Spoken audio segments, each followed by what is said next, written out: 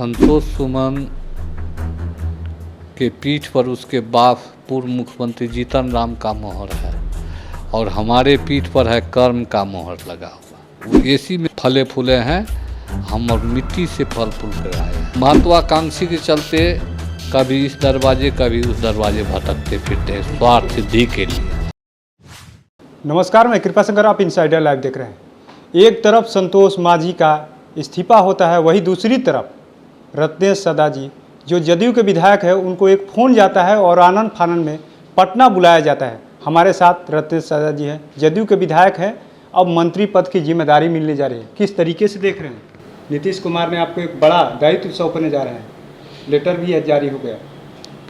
तो माननीय मुख्यमंत्री का जो दिशा निर्देश होगा, जो भी चुनौती होगी उसको सहस्कार करते हुए उस चुनौती को सामना करेंगे और समाज के बीच में, पूरे बिहार के जनता के बीच में काम करने का जो मौका मिलेगा, मौका को निर्वहन कर पूर्ण करने का भी काम करेंगे। नीतीश कुमार जी सोशल इंजीनियरिंग के जरिए आपको मंत्री पद का दायित्व दे रहे हैं, लेकिन कहीं ना कहीं संतोष सुमन एक बड़े हैसियत आपके समाज के पूर्व मुख्यमंत्री के बेटे हैं। क्या उस कमी को आप समाज को जोड़ पाइएगा?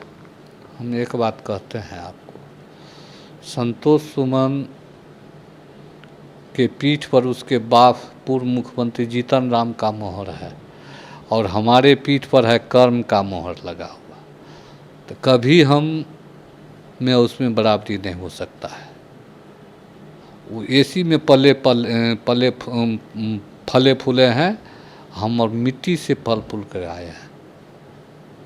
तो हमारी बराबरी और उसकी बराबरी कभी नहीं हो सकती है। उम्मीद था कि मंत्री बना दिया जाएगा, मंत्रिमंडल का विस्तार होने वाला था, तो हमको इस मंत्रिमंडल जिस समय 20 में भी विस्तार हो रहा था, मंत्रिमंडल का गठन हो रहा था, तो हम कभी नहीं इच्छा जाहिर किए। कार्यकर्ता कुछ लोग बोलते थे, लेकिन हम उसको कहते थे भाई समय आने पर सब कुछ होगा, इसलिए घबराने की ज़रूरत है। समय आया तो हो गया। मांझी जी के 2 पद मिला हुआ था, लेकिन एक पद कहीं ना कहीं मंत्री से उनको हटा दिया गया था। एक पद नहीं था उनका, उसको असंतुष्ट थे, तो कहीं उसका भी असर पड़ा है कि वो इस्तीफा दे दिए हैं। लोकसभा का चुनाव है, वो उसका असर नहीं पड़ा है। वह अति महत्वाकांक्षी थे। जो 5 से 7 सीटों की बात हो रही थी, महत्वाकांक्षी के चलते कभी इस दरवाजे कभी उस दरवाजे भटकते फिरते हैं स्वार्थ सिद्धि के लिए।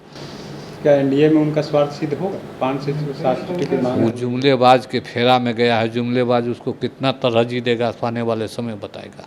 16 को आपको मंत्रिमंडल में शामिल करा लिया जाएगा। आप अकेले मंत्री होंगे। जो मंत्रिमंडल के विस्तार में तमाम जो लोग थे, कांग्रेस का, लेफ्ट का, तमाम पार्टियां थी, सबको निगाही थी कि आखिर में किसको शामिल किया गया। लेकिन नीतीश कुमार आप पर विश्वास किए। मंत्री बनने के बाद से किस तरीके का आप काम अपने समाज के लिए करिएगा, जो हाशिए पर आपका समाज चला गया? माननीय मुख्यमंत्री द्वारा जो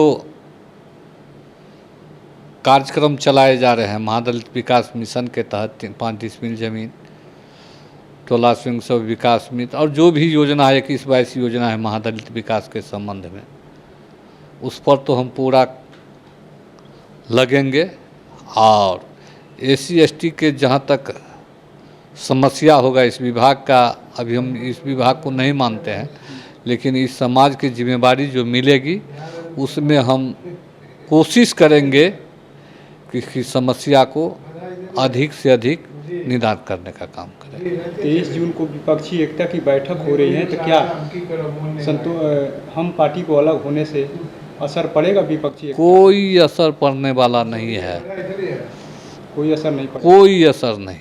मांझी जी तो कहते हैं कि हमने समाज के लिए बहुत काम किया है, तो आप कौन काम किए हैं वो बात 1980 से लेकर के विधायक से लेकर मंत्री से मुख्यमंत्री तक बनने के बाद उन्होंने महादलित को बात में बरगला कर रखने का काम किया।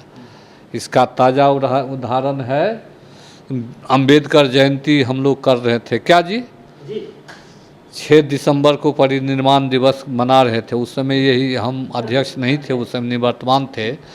फुलेश माझी अध्यक्ष थे, इनके अगुवाई में सम्मेलन हो रहा था। उस समय माझी जी महादलितों का रहनुमा और बिहार के मुख्यमंत्री थे और उस सम्मेलन में शिरकत किए।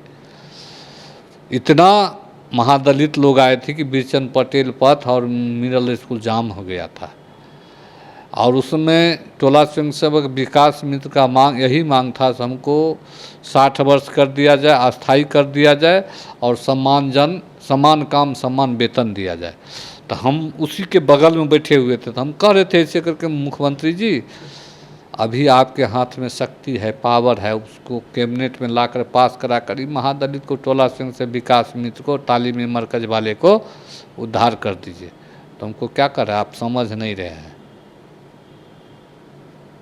60 वर्ष की बात जहाँ तक है, हमारे माननीय मुख्यमंत्री उस समय पूर्व मुख्यमंत्री थे, उन्होंने ही माझी जी को कहा कि आप कम से कम 60 वर्ष तो बोल दीजिए। मंच की कार्रवाई समाप्त हो रही थी तब। अब उसके हाथ में शक्ति था, मुख्यमंत्री था, सारा शक्ति था, तो महादलित के लिए कुछ कर भी नहीं किया। अब क्या करेगा वो।